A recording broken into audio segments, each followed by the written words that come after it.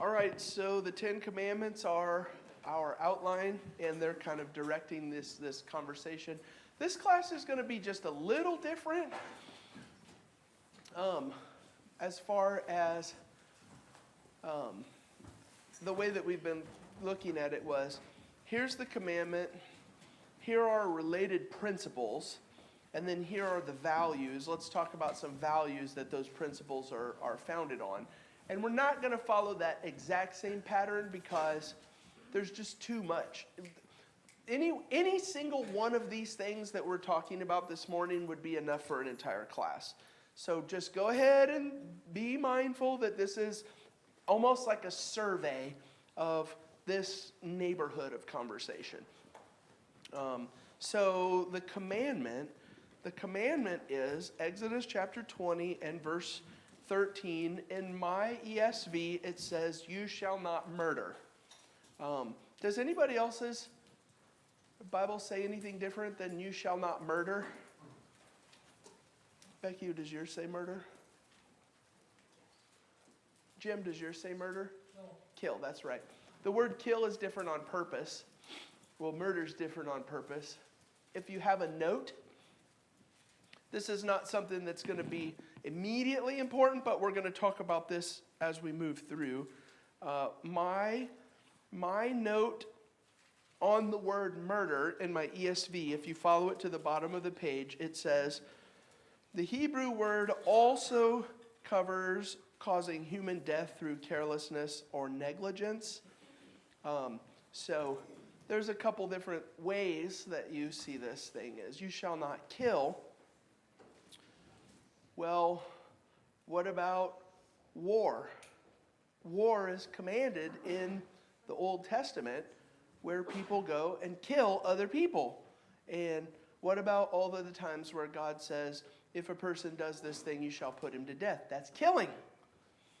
And so then we were like, okay, not killing, not all killing, murder. But then when you think of murder is like, yeah, I'm so mad at you, I'm coming after you. But the word also covers what we just read here, negligence, or maybe I didn't intend to murder you. Maybe it was an accident. And so I throw that out there because it seems easy enough to say, no killing, no murder. But then we're going to move our way through the Old Testament and we're going to refine the conversation. And there's just a little bit more, there's more to think about in this whole thing. And so we'll do that. Let's start in Genesis chapter 9. We're actually going to go backwards first. Genesis 9 is where all of this is rooted. Noah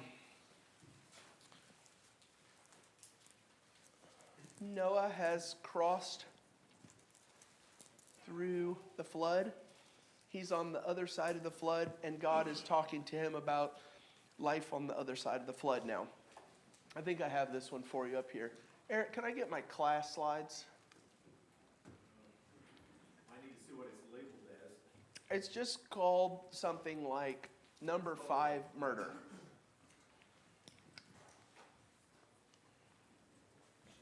There we go. Thank you. I just didn't recognize it. Okay. Can somebody read Genesis 9 and verses 4 through 6, please? Genesis 9, verses 4 through 6.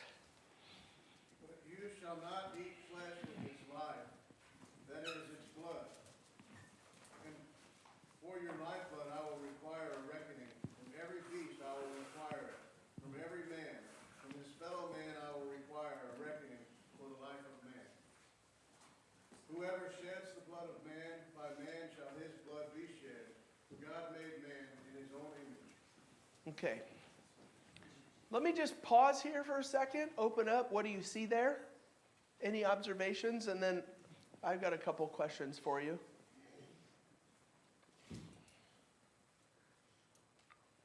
Yep. The way I see murder, like during World War I, World War II, it was they had to do it for our freedom, freedom of religion, freedom and stuff like that. For murder, like if there was somebody at work and I didn't really like that person, I wouldn't like, you're angry with that person no matter what they did, and you don't forgive them, you already committed murder in your heart. Yeah. So we'll touch on all of those things. That you talked about 3 big things. The idea of just war. When is it okay to kill in war? That's not a conversation that we're going, it's just that like what I just said is the extent that we're going to talk about it, because it's a big issue all by itself. And yeah, that's just enough probably at that point. Murder in terms of killing, but the heart also that's behind it. Don't hate. Jesus said something about that. That'll be the last thing we look at in class this morning. How about this? I want you to consider this. This is important. What is this command rooted in? Like, what is the foundational, don't do this thing for this reason? What's the root of what we're talking about right now? Yep, Dustin? That is the umbrella. So that's really good to bring that up here. Everything that we're looking at, here's an umbrella, is loving God. And then some of the stuff has another umbrella that is loving your neighbor. And so that definitely falls in loving God because we're going to obey him, but also loving our neighbor because we're not going to kill him. Yep. Just the idea of, like, from God's perspective, my life isn't mine, it's God's. And Okay. Kristen's life isn't hers, it's God's. So I can't take her life because it's an affront on God. What about your life? Like the lifeblood was given and I'm going to require it back. You said your life is not yours, it's God's. Her life is not hers, it's God's. And then you said, I can't take her life because it's God's, but what about your own? Well, the same, yeah. But that's a part of this conversation too, right? Because Be the one that- no, that's where this is. I want to make sure and talk about that, Maria. Isn't it because God's the creator of life, and so he's technically the only one that decides when it's time to go? That's a part of it. Let's do Paul and then Kevin. That's the one that I'm specifically looking for here. Whenever you go back to creation and you start to see God breathe life into the animals, the fish, the birds, the land animals. But then it says God made man in his image. Humanity is set apart from all of the rest of creation and living things. And you see in verse 6, whoever sheds the blood of man, by man shall his blood be shed. And then these are the kind of things that are, I consider them some of the most important aspects of what's said in the Bible whenever you get a reason for something. Whoever sheds the blood of man, by man his blood shall be shed. Because God made man in his own image. Humanity is set apart from all other things, made in the image of God, and a lot of what we've talked about fits into this. We have no right to take that. It's not okay to do that. Hold on, first Kevin had a thing, that's it. Okay, Ryan? If this doesn't have to do with your point, we can skip over it. But what does it mean when it says that he's going to require a reckoning? Where do you see it? In the earlier verses, 4 and 5. Into verse 5. For your lifeblood I will require a reckoning. Oh, you have to pay for it. But Kevin went like this, got to balance the scales. And so one of the things that we're going to look at, assault is going to go in this conversation. And so what do you do whenever you injure somebody else? You don't kill them, you injure them. Eye for an eye, limb for a limb. You pay for it. What do you do when you take someone's life? You pay for it. And how do you pay for it? Life. this is the thing that we would think probably belongs in this is, well, let me do one more thing first. Let's go to Leviticus 24. Leviticus 24, I just want to mention this one. I think that this one's probably easy. That's why I'm doing it sooner rather than later. Leviticus 24, and we will look at verses 17 through 22. Somebody, will you read that, please? Leviticus 24, 17 to 22. Whoever takes a human life shall surely be put to death. Whoever takes an animal's life shall make it good, life for life.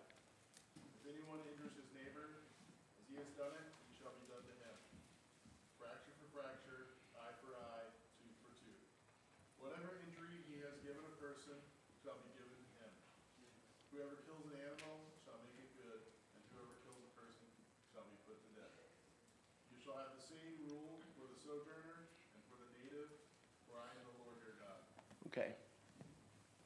If I kill your cow, I have to give you a cow. If I take your life, I don't give you a cow. Right? That cheapens the value. Kevin went like this.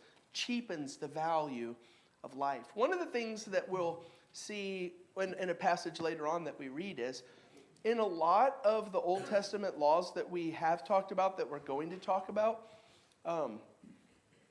you can either, you would say, suffer the consequences, or you can ransom yourself out of that situation. You can pay for it.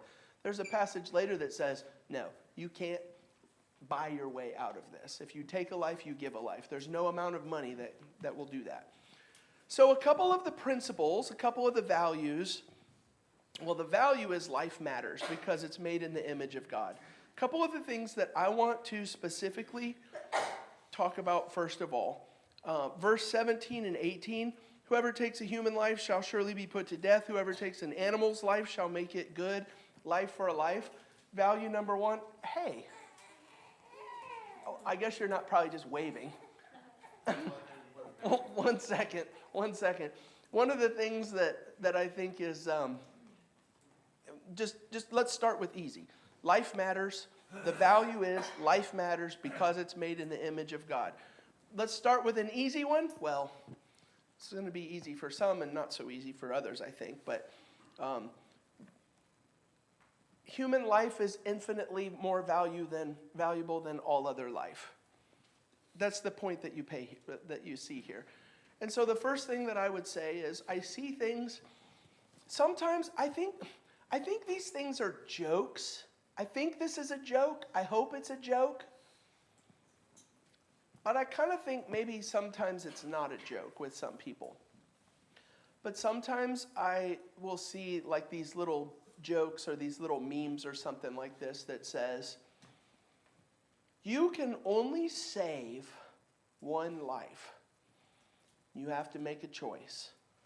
Is it the life of your dog that you love, that's a part of your family, or the life of a complete stranger that you've never even met before, that you never will know? Which one do you choose? And I think surely that's got to be a joke. But in our house, we love Rocky. Rocky is fully a part of our family in every way. Some ways that would be embarrassing to tell you about, right? That Rocky is a part of our family. Rocky is an animal, not made in the image of God. No matter how much we love him and no matter how much a part of the family he is, he's not made in the image of God. And human life of every kind is infinitely more valuable than an animal, right? Well, let's just start there. I think we can probably be okay with that. Kevin. Back to Genesis 9, the other side of the coin, I feel like we should ignore, because verses 4 through 6, he's saying these are things you do not do. But then verse 7, the solution is be fruitful and multiply. And that goes back to the beginning of Genesis, what God told man. He said, man is created in my image. Now your job is to be like me. I just created everything and saw that it was good.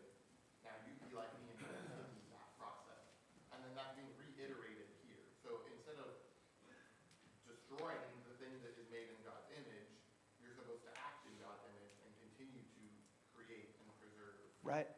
And I think that fills this conversation out, because it's like, here's the intent of all things, and if it so happens to be that somebody takes life,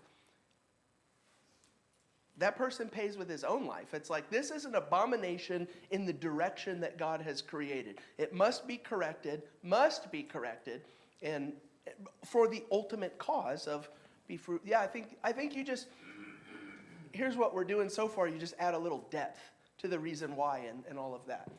Another thing that I want to touch on here, number one, animal life is, no, let's say it the other way around. Human life is infinitely more valuable in every way than animal life. That's something that has to be acknowledged from this conversation. Number two is the suicide factor. Caleb, this is what I was pointing at when you were talking about this. There is a couple of examples in the Bible, but the examples get kind of hairy, because like one of the big examples is at the end of 1 Samuel and the beginning of 2 Samuel, where Saul, the king, sees that he's defeated and falls on his sword. And then you get to 2 Samuel and you find out later that he didn't get the job all the way done. And so somebody comes along and Saul says, please finish me off. And he does. And he comes to David and he says, hey, this is what happened. And David had that guy put to death. So it's kind of hairy, because David's thing is, you killed the anointed one of God. And it's not a clear-cut example of suicide, is what I'm trying to say here. But the thing is, there's not going to be a passage in the Bible that says, thou shalt not take your own life. That conversation stems from this conversation, which is, you can't take life. And I think Caleb's point is even more well stated than that. And it's not mine. It was given to me, and it's in the image of God, and no person has the right to take that. That's where you would have this conversation. Another part of this conversation would be the death penalty. You can't put somebody to death. The state can't put somebody to death, and the death penalty, because the Bible says, thou shalt not kill, thou shalt not murder. And it's like, well, hold on, we have to fill this conversation out a little bit. The death penalty is not only allowed by God, but mandated by God. Whoever takes life shall forfeit his life. And so, this is where, we'll talk more about the death penalty in just a second whenever we get to some other passages on this. But, animal life, our own life, death penalty falls under this umbrella of conversation. Yes. The thing about human life in the image of God, Cain and Abel is a great example in Genesis 4 when Abel did a sacrifice for the Lord, but Cain didn't. Cain was basically jealous of his brother, so instead of being like, can I help you? He took revenge on his brother, and he killed his brother. So God says, if you should tell Cain, you're avenged sevenfold. So basically, God is gonna avenge people who kill and murder and all that. Yeah. But you shouldn't be jealous of your brother. That picture of murdering brother is something throughout the scripture. Number 2, let's go to Exodus 21. Exodus 21, we're going to start to look at laws on this conversation. And the first part of the laws that we're going to talk about is, let's use Bible language, willful versus unwillful, or willful versus accidental. I think that if we want to treat that in terms of modern day terminology, we would start to use words like first-degree murder, which is premeditated, second-degree murder, which is not premeditated, but that was intentional, all the way down to manslaughter, which is where you take life, but it was accidental. That's what we're doing here with these passages is we're saying your motive matters. So Exodus 21, would somebody read verses 12 through 14?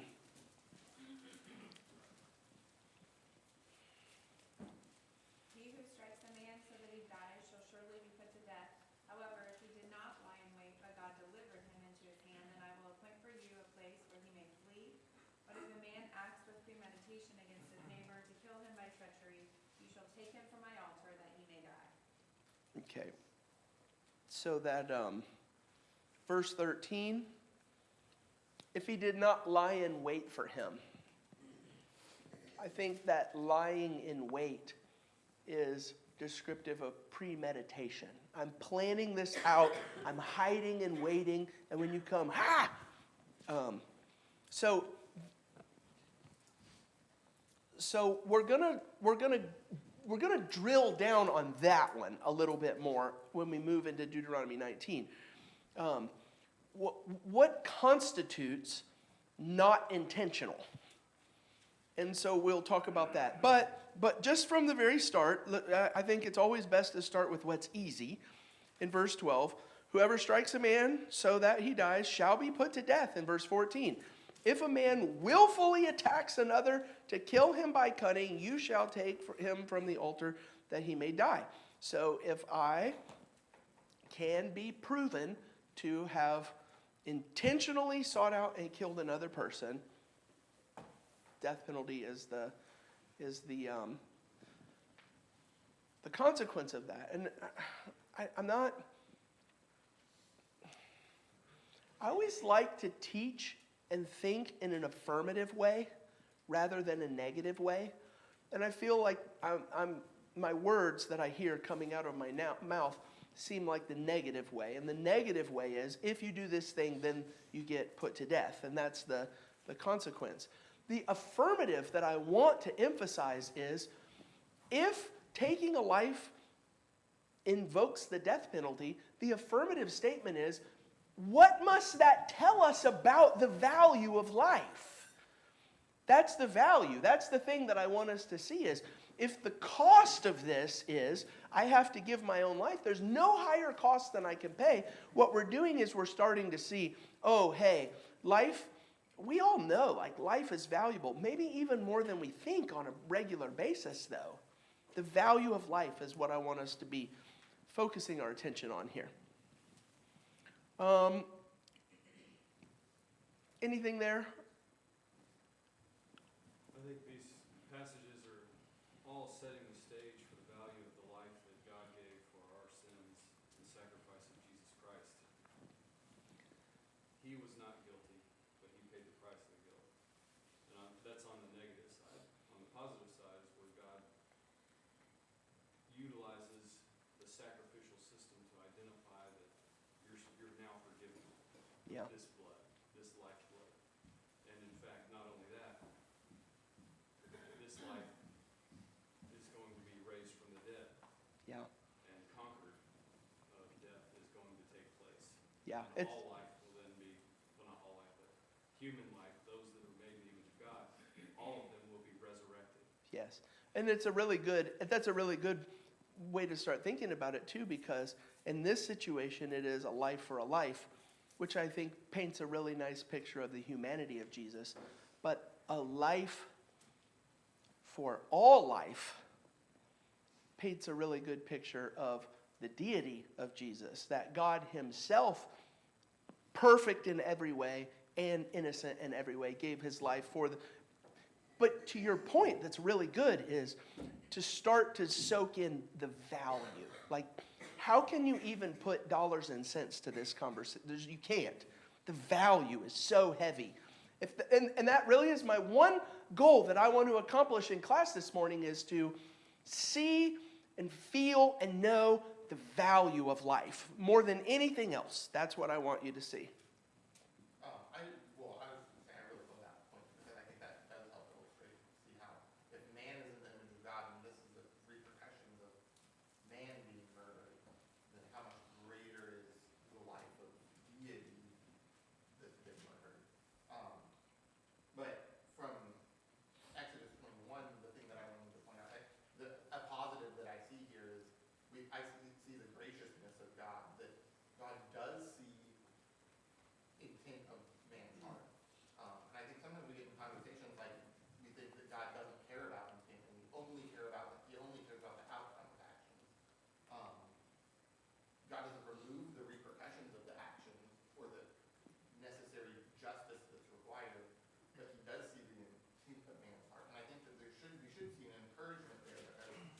mess up all the time. But God knows what our hearts are and knows what the intent of our hearts is. And Yeah. to me, that should be an encouragement that very graciousness is that God's revealing. Let's go to Deuteronomy 19 because, Kevin, your comment there provokes more thought in the direction of, you say, motive and intent is something that matters to God. I think there's an extra dimension. Like, let's go even farther on, okay, I can't willfully, intentionally take life. Motive and intent matters. The value of life. These are the big things that we're learning about right now. Look at chapter 19 and verses 1 through 7. I'll read that. When the Lord your God cuts off the nations whose land the Lord your God is giving you, and you dispossess them, and dwell in their cities and in their houses, you shall set apart 3 cities for yourself in the land that the Lord your God is giving you to possess. So let's just hold on real quick. Some of you are going to be like, wait a minute, I thought there were 6 cities of refuge. After this section it says, and if you need more, then do another 3. There's the other 6 later. Just in case that pops into your head. That's what popped into my head. I was like, 3 cities of refuge, that's not right. Just keep reading.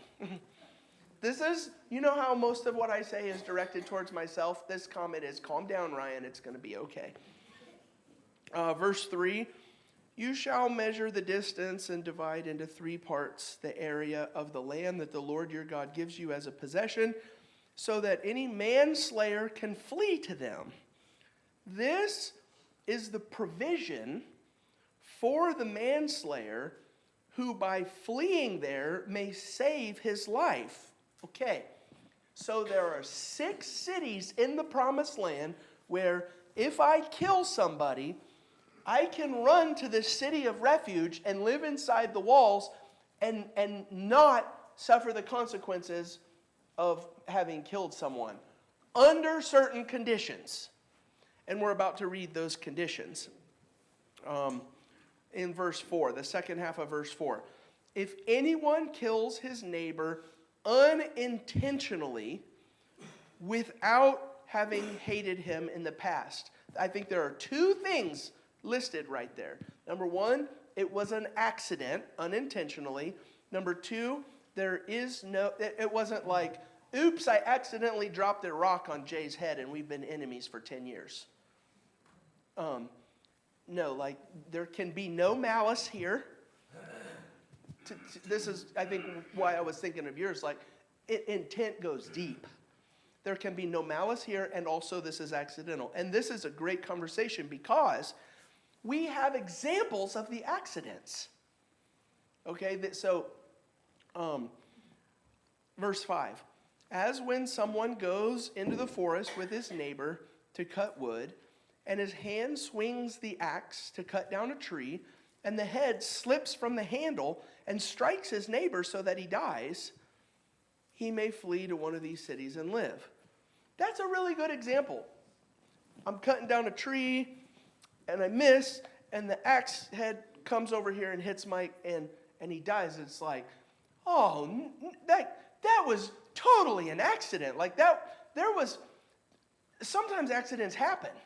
That was just completely, totally an accident. One of the things that we're going to look at near the end of this conversation is that's not the same thing as negligence. So that part of the conversation would be, if I knew that my axe was broken and this thing happens, maybe we're going to be having another conversation. We'll look at that in a minute. But this is just totally an accident, Verse 6, lest the avenger of blood in hot anger pursue the manslayer and overtake him, because the way is long, and strike him fatally, though the man did not deserve to die, since he had not hated his neighbor in the past. Therefore, I command you, you shall set these 3 cities apart. Look down at verse 11 through 13.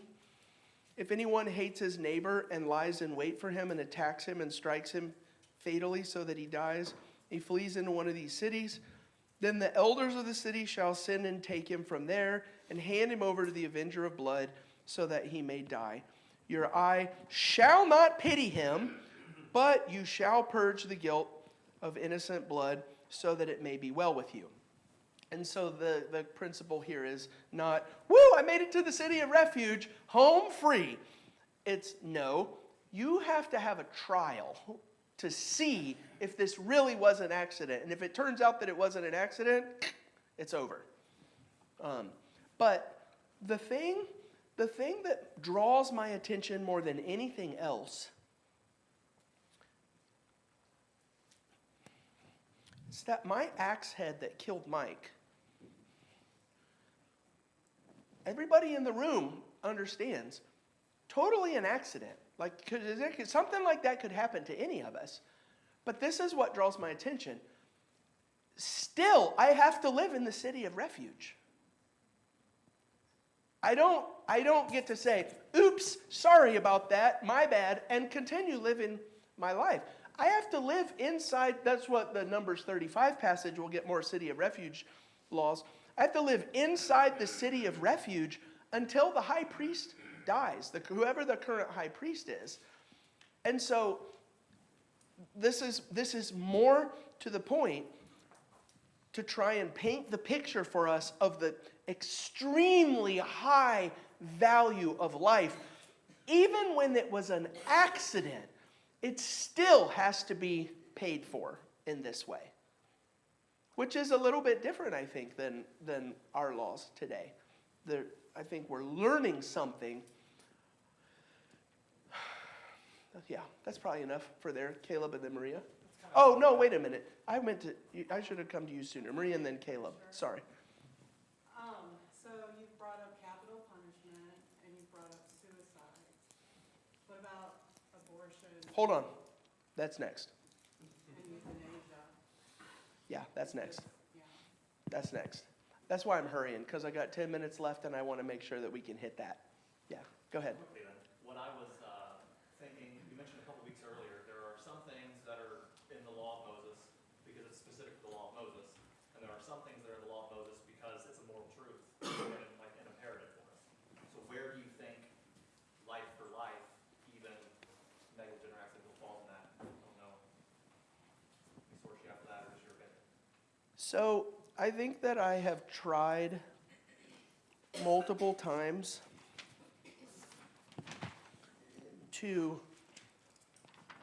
this is what the first two classes were. I'm not of the opinion that some principle must be repeated in the New Testament for it to be true or implied, even still today.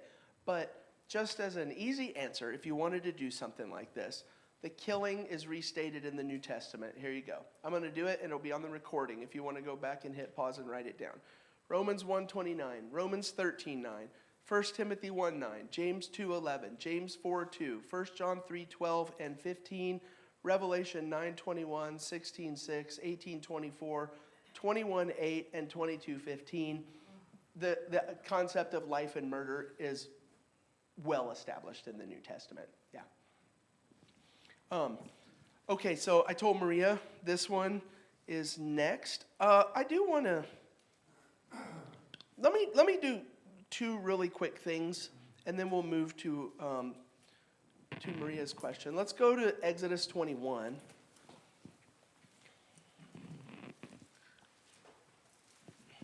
You see what I'm talking about, why I'm moving quick? Like, each one of these would deserve its own. Let's have a quarter-long class on the ethics of life, and every single one of these sections would be its own thing. But since we're talking about intentional versus unintentional, Exodus 22 and verses 2 and 3, if a thief is found breaking in and is struck so that he dies, there shall be no blood guilt for him. But if the sun has risen on him, there shall be blood guilt for him. He shall surely pay. If he has nothing, then he shall be sold for his theft. And so the idea here is, if I'm asleep in my house at night and somebody breaks in and I shoot them, it's a I think you would call it like the heat of the moment kind of a situation. Self-defense is where you will find that conversation. If he breaks in at night, if you come into my house, break in at night, and I kill you, no blood guilt is what the text says. But here's what I can't do. I can't make it through the night, wake up in the morning, do an investigation, determine that it was Mike, walk down to his house, and handle it myself right now. Now it's murder. The determining factor in that passage is the heat of the moment. You break into my house at night, I'm defending myself right now on the spot, no blood guilt. Another thing that, well, I'm not going to read this one right now, but it's important to know. Too important to skip over. Numbers 35 and verse 30. I'm not going to turn there and look at it. You can stay close because we're going to be in Exodus 21. Numbers 35 and verse 30. You have to have at least 2 eyewitnesses of the crime to put somebody to death. You can't put somebody to death. And what this passage is saying is, if you're going to put somebody to death, you must be absolutely certain. And if you don't have 2 witnesses, then that's it. That person goes. If you're going to put somebody to death, you have to be absolutely certain that the crime was committed. Okay. Chapter 21, Exodus 21, starting in verse 22. This whole Exodus 21, you should definitely read this passage.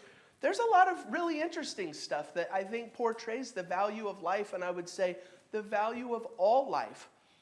If you assault a slave in Exodus 21, and he doesn't die, then you have to let him go.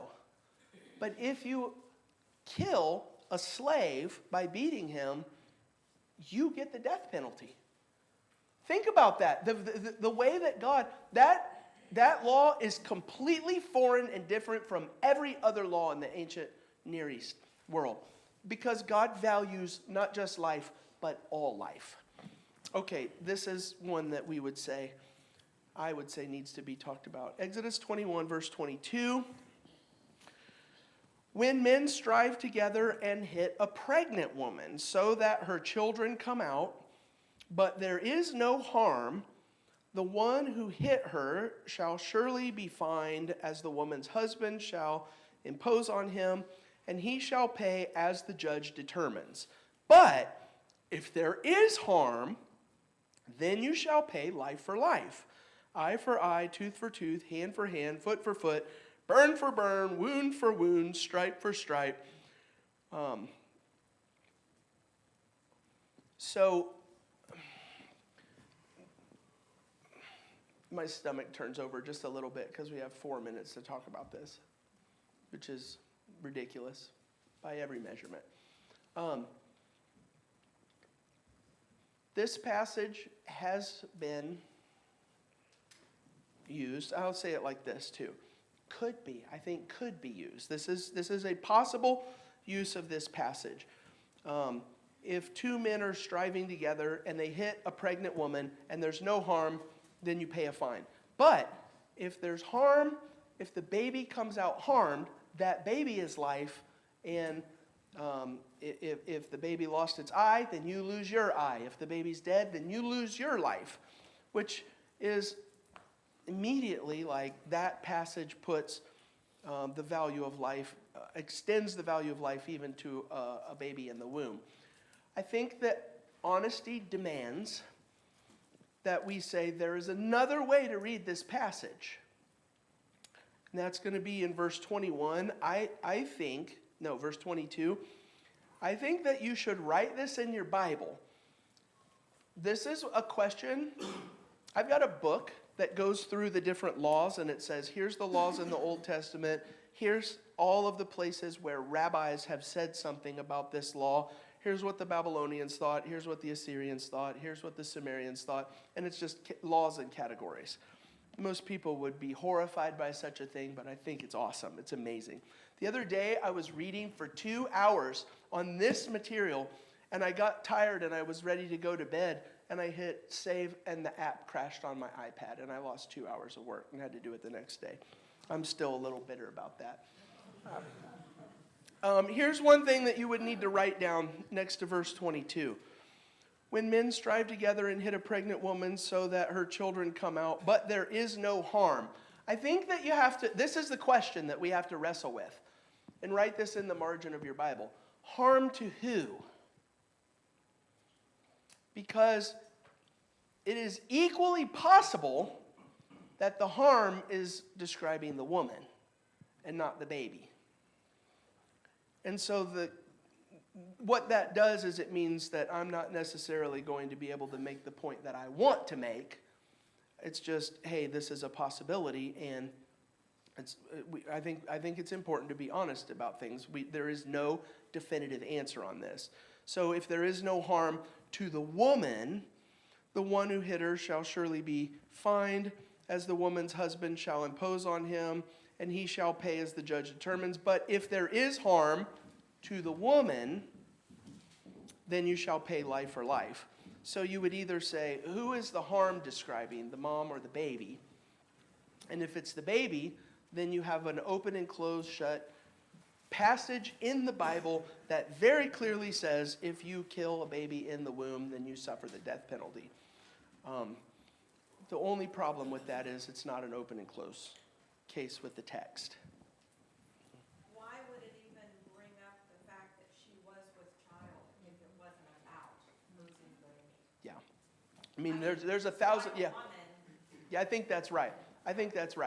I'm just telling you that this is the only thing that I want you to know. I don't want anybody to leave this room and think, this passage says this and there's no other way to understand it. And then you read about it and you find out, oh, wait a minute, there is. I want you to have information. Now, this is my last word. Class is wrapping up and this is my last word. A baby in the womb is life. And we've already described the value of life over and over again. And what you can do is you can make a list of excuses as long as my arm, but what kind of a life is that baby going to live? And who's going to help support the mom and take care of the baby and buy the mom groceries? And you can say all of these things. And at the end of that long list of things that you could say, at the end of that list you say, and you still can't kill. You still can't take innocent life. And this is where another part of the uncomfortable part of this comes in. Well, what happens if a woman is raped and she's pregnant and doesn't want to be pregnant? You still can't kill. It's not okay to take innocent life in any circumstances. There's no justifiable thing that we can say, well, now it's okay to kill an innocent life. That's the point that you take away from this passage. And if Exodus 21 isn't one of those places where it definitively describes the baby being harmed and all of that stuff, then I think I would do this one even before Exodus 25. Where is it? Leviticus 18, starting in verse 21, where you can't offer your kids to Molech to cause them to pass through the fire. You're not allowed to kill your children. I understand how hard this is, and I understand the cultural baggage that comes with this conversation, and I understand, well, the injustice of, but this woman was raped. But you still can't take innocent life. This entire class has been about understanding the value of life and understanding that you can't take that. It's not okay or acceptable to take innocent life. And I like conversation. I was going to be funny right now, but now's not the time to be funny.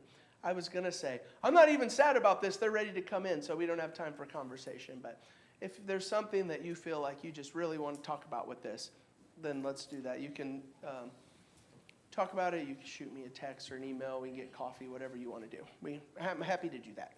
All right. Thanks for your participation. And also, we didn't get to talk about negligence, but it's in the Bible too.